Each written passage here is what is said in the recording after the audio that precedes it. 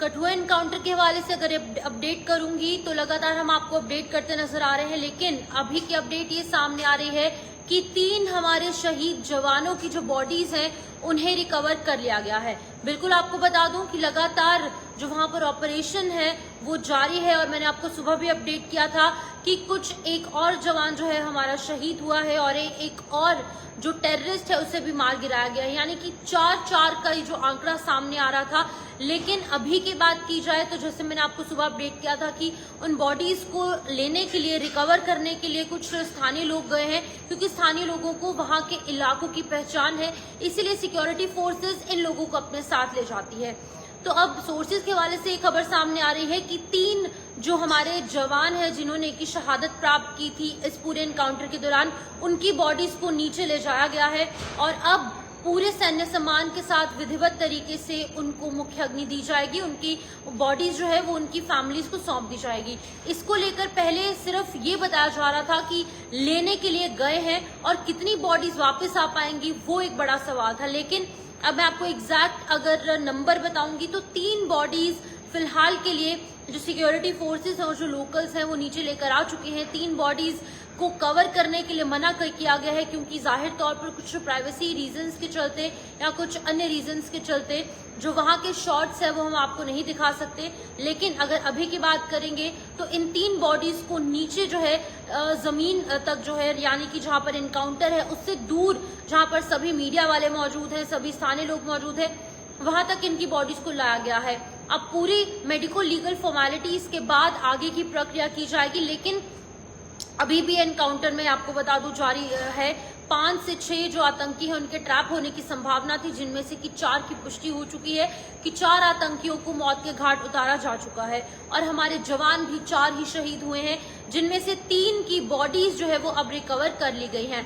लेकिन अगर हम बात करेंगे इस पूरे एनकाउंटर के हवाले से तो आज कई दिनों से पहले हमने देखा हीरानगर में ये एनकाउंटर चला, सान्याल इलाके में, अब कठुआ के जुठाना इलाके से सामने आया और 3 जो हमारे जवान कल शहीद हुए थे, जिसमें कि यहाँ पर आरिफ जावेद थे,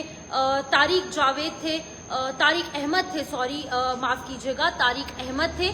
दूसरे जो है हमारे बलवंत सिंह जी थे और जसवंत सिंह जी थे, और तीसरे जो है वो यहाँ पर BS चिप जी थे। तो ये 3 जो हमारे जवान शहीद हुए थे, इनकी अब बॉडीज जो है वो रिकवर हो चुकी हैं। लेकिन एक और जो जवान हमारा आज शहीद हुआ, जिसके हवाले से हमने आपको अपडेट किया था आज सुबह ही कि एक और जवान शहीद हुआ है, इनकी बॉडीज भी जो है अब बहुत जल्दी लाई जाएंगी। लेकिन टेररिस्ट की बॉडीज तक अभी तक पहुंचने का कोई इन्फॉर्मेशन नहीं है। जैसे ही उस हवाले से भी कोई अपडेट सामने आएगा वो भी आपको देंगे। लेकिन अभी फिलहाल आपको मैं बता दूं कि 3 बॉडीज जो है वो यहाँ पर जो पब्लिक प्लेस है जहां पर कि मीडिया वाले मौजूद हैं और तमाम जो लोग हैं, स्थानीय लोग, वो भी मौजूद हैं, एनकाउंटर साइट से दूर थोड़े से लाए गए हैं।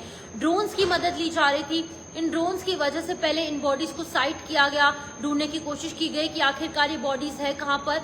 जब बॉडीज ढूंढ निकाली गई, अब उनको वहां से रिकवर कर जो है वो एक सेफ प्लेस पर लाई गई है, ताकि इनकी मेडिको लीगल फॉर्मेलिटीज के बाद जो आगे की प्रक्रिया है वो हो पाए। क्योंकि इन जो शहीद जवान हैं, इनके घरों पर इनकी फैमिलीज इंतजार कर रही है, सभी लोग इनका इंतजार इनके घर पर कर रहे हैं। हमने आपको तस्वीरें भी दिखाई किस तरीके से गमगीन माहौल इनके घर पर है।